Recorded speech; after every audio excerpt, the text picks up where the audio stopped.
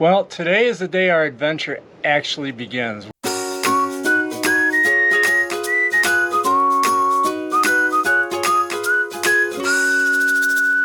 We've been here in Country View Campground in McGuanago, Wisconsin since May 22nd. Today's September 22nd. We've had a lot go on. We've adjusted to living in a motorhome, and we've gone back and forth to our storage unit I don't know how many times. I actually made a trip there today to get a few things I thought we would need to take with us before we leave. But today we're packing everything up here in McGuanago, Wisconsin, and we're hitting the road on our great adventure. So Leanne here is getting the refrigerator ready. So how's our I'll say our transition been? It's been just fine, right? Yeah, great. We said our goodbyes to everyone around here yesterday. Friends, yeah. I had breakfast with a good friend Dave this morning, and so yeah, we're getting everything all set up here, everything packed up, and we should be hitting the road here in the next within the next hour, I'd say. So we'll see you down the road. Hey, see you later, Country View. Here we are. Our next stop.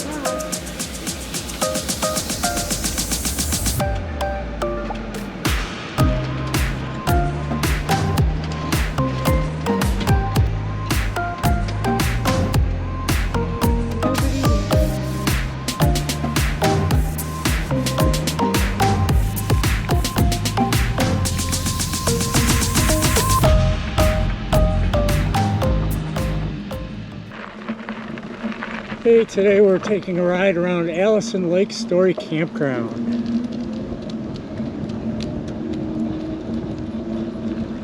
We got our campground rules here. Look at that nice rig over there.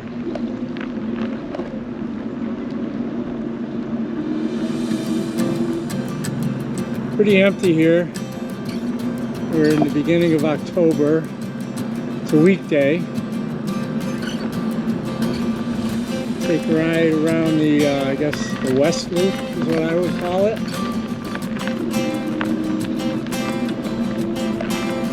Nice bathrooms and showers here. Down there you can kind of see Lake Story. In the fall they drop the water level, so the lake's actually pretty low.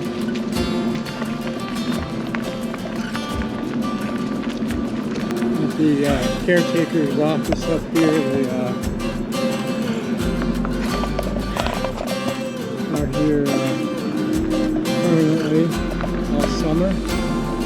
So the campground I think opens in April and closes on October 16th is the last day. And this loop, I guess I'll call this the Lake Loop. We're going to head over by the lake. You'll be able to see Lake Story, or what's left of it now that they've drained it. Oh my goodness, they're still draining it. It's probably dropped another 4 or 5 feet since we've been here, if not more.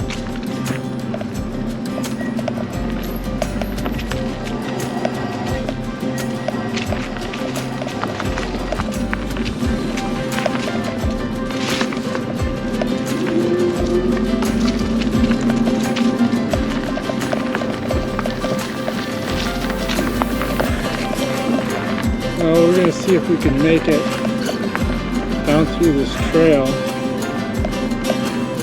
And on the other side of the lake is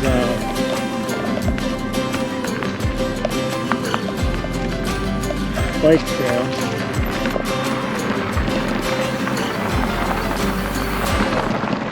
And we're coming out by Lake Story here.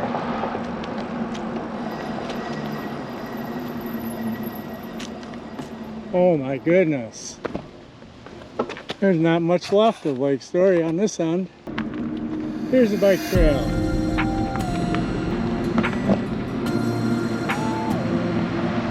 Hey, we're on the official bike trail now.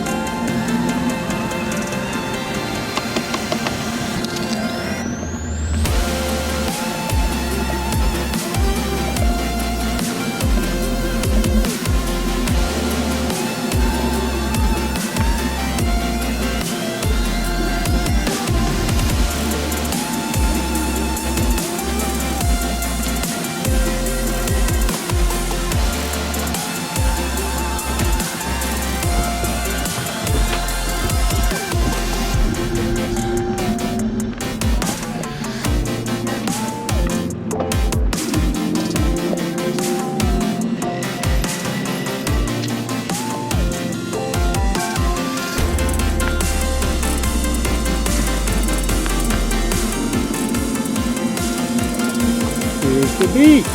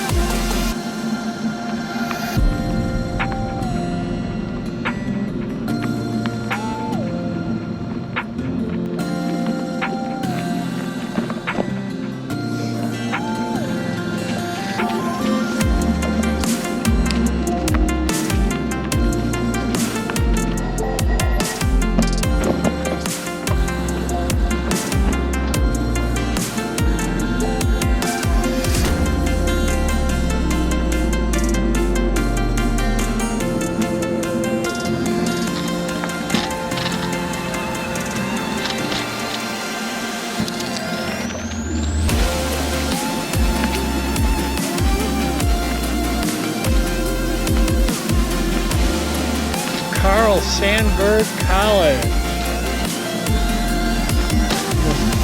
See a deer.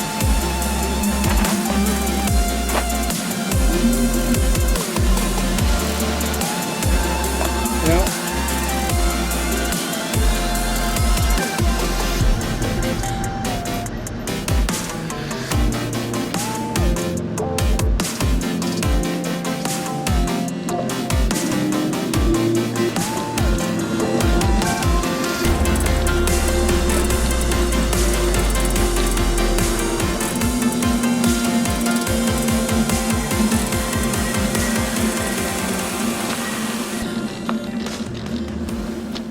How's that banana?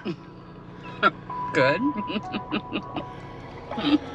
So it's a wonderful rainy day here in Galesburg, Illinois. The rain was supposed to stop at like 1 o'clock. Yeah. It's 2, and it just started raining again. So we're gonna try to go to the Carl Sandburg Museum here in town. So we'll see what happens. But for now, hey, we're at the Carl Sandburg State Historical Site Visitor Center. It's a rainy day. It's open, and we're this is on 3rd Street in Galesburg. So, you know, Illinois has their has passed the use of marijuana. So it does say that marijuana use is prohibited here. I've never seen one of those signs before. Normally it's no guns. Here it's no weed. Oh, there's no guns here either. Look at that. So, oh, prairie mother, I am one of your boys. I was born on the prairie in the milk of its wheat, the red of its clover, the eyes of its women. gave me a song and a slogan, Carl Sandburg. Anyways, hi, my name is Tommy. I'm a site interpreter here at Carl Sandburg State Historic Site. So just to let you know what's going on around here, we do have a film presentation. It's about 16.5 minutes. Also in our audiovisual room. More than happy to show this placard as well that explains our on loan exhibits, the Bender family, for 3 generations, still going on today. From the inception, since 1945, she was involved in starting the cottage as a museum to the public. So the letters of correspondence from his wife Paula and his daughter Helga, talking dozens of letters of correspondence. A select few were chosen to be hung and framed in our audiovisual room. So that's a nice exhibit. It's very significant to the appreciation from the Sandburgs. So also in the back, here in the visitor center to the left, an earthly journey is our visitor center. Here in our visitor center is Carl's timeline exhibit. That's our permanent on display exhibit. Is that his handbag?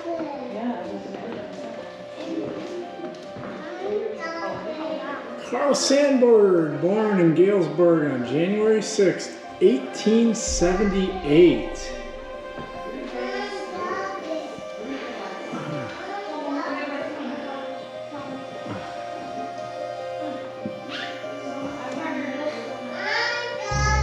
He left school in 1892 and worked to help support his family.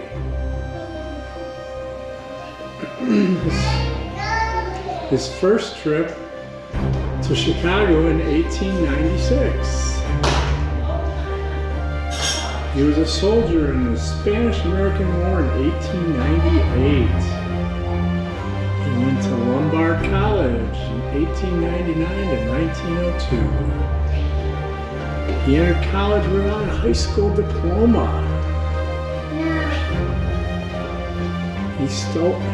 He sold stereoscopes from 1902 to 1906. And from 1906 to 1911, he was a writer, a lecturer, and a social activist. 1912 to 1920, he was in Chicago. In 1912, Sandburg moved to the city that would inspire his Chicago poems. 1920 to 1945, he was a writer, a folklorist, a historian. 1945 to 1967, he was America's poet. Oh, typewriter. Did you ever use a typewriter, Marley? You know what it is? It's a thing you would like you would It's type like a printer. letters.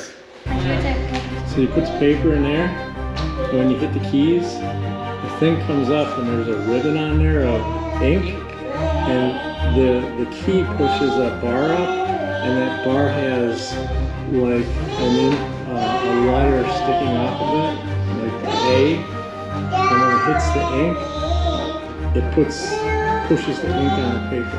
So it's a manual printer. Yeah, pretty much. Photographer Edward Steichen donated it.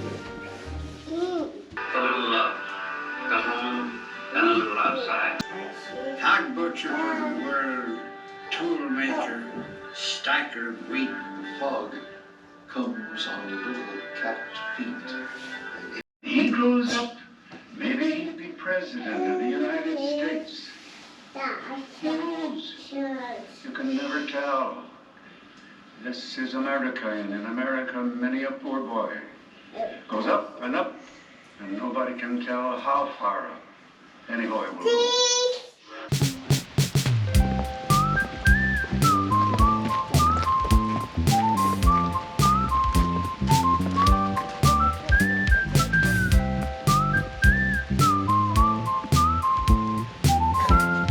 Carl Sandburg's home as a child.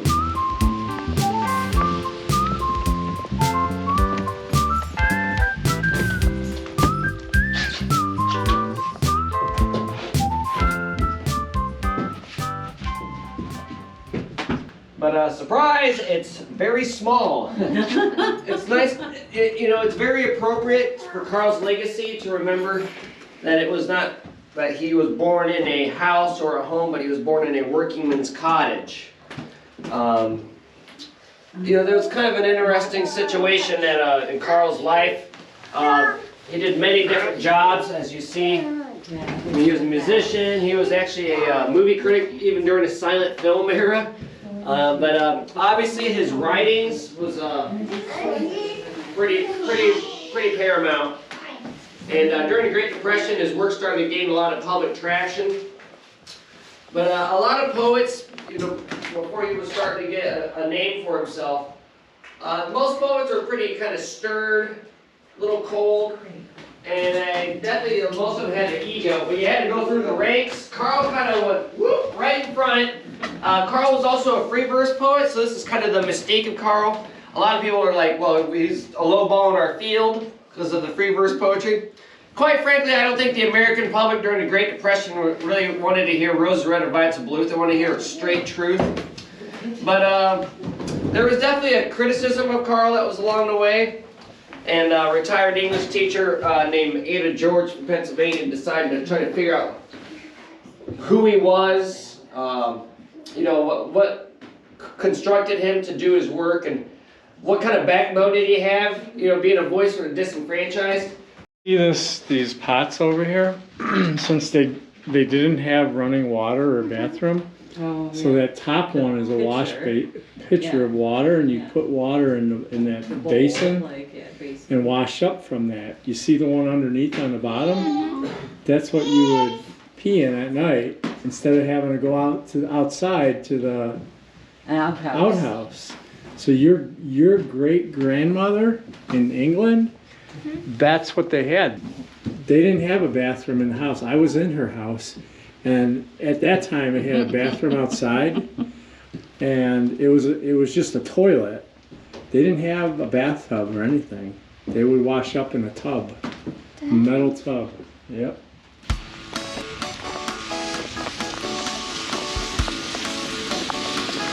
A lot of the sidewalks here in Galesburg are still these bricks, so this may be a historic site. But if you walk down the streets in Galesburg, a lot of the sidewalks are still these bricks.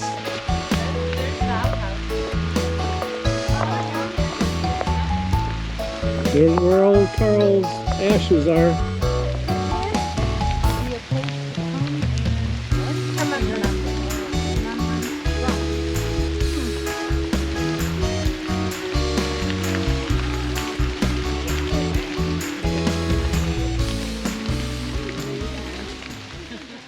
So we're on the, I guess, the 3rd Street Bridge here in Galesburg. Galesburg is huge for trains.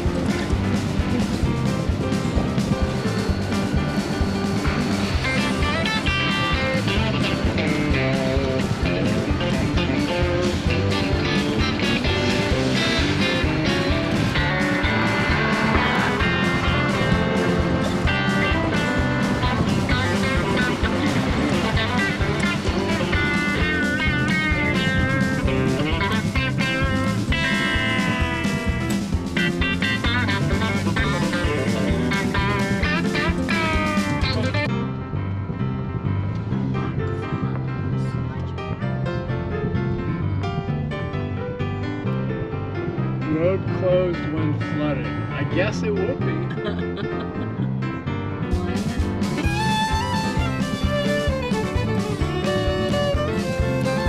been on a covered bridge before?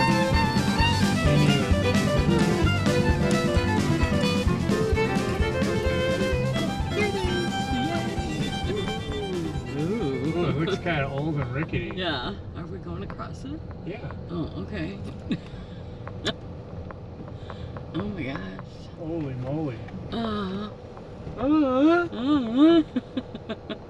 Here it is. We're going across it. Hope the boards don't break. Right? Oh, there's a lot of graffiti.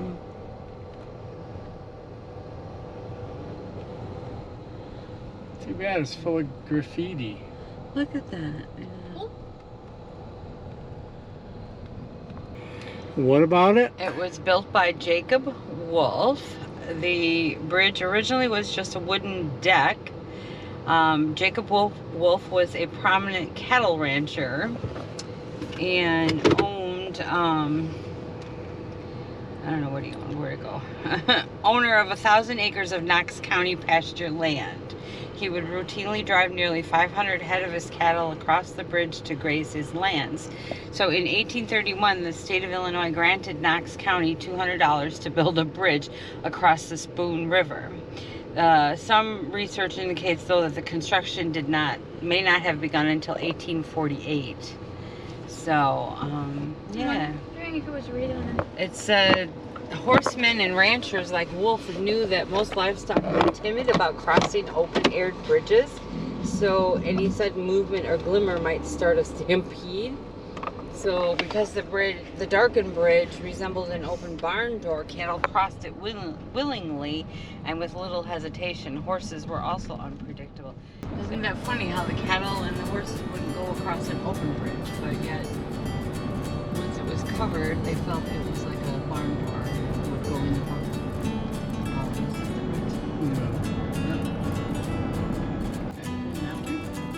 Yeah. On a dirt road? Yep. Oh dear.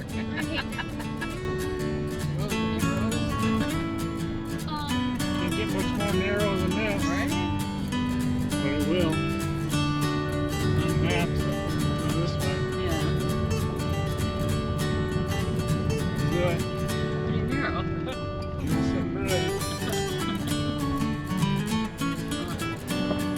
Hey, look at a roundabout. That must be a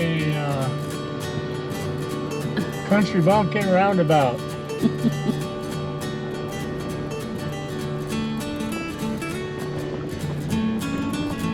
Hang on. We're gonna play General Lee.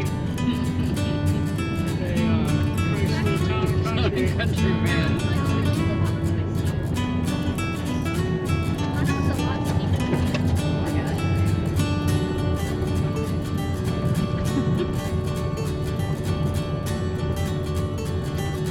Goes up, must go down. Here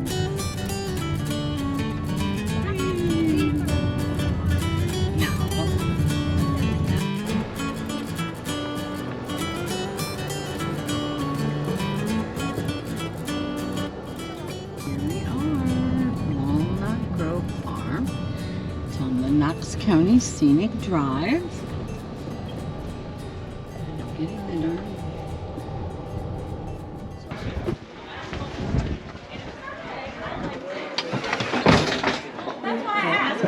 Walnut Grove Farm.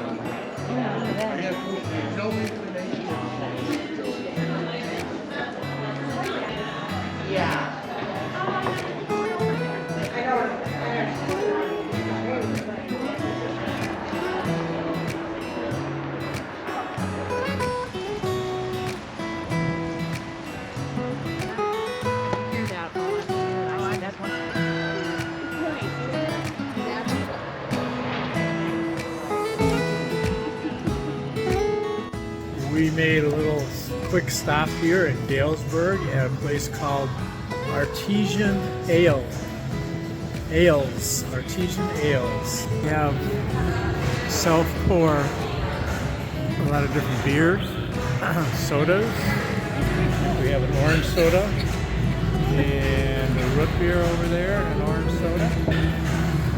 And it's a neat little place. You can come in here, they have looks like they have some kind of food too. And they have games you can play. Or you can bring your own games. And they also have a nice outdoor patio. A little chilly out there today. And another big indoor area. But there's the bus. Has all the different beers on it. And sodas.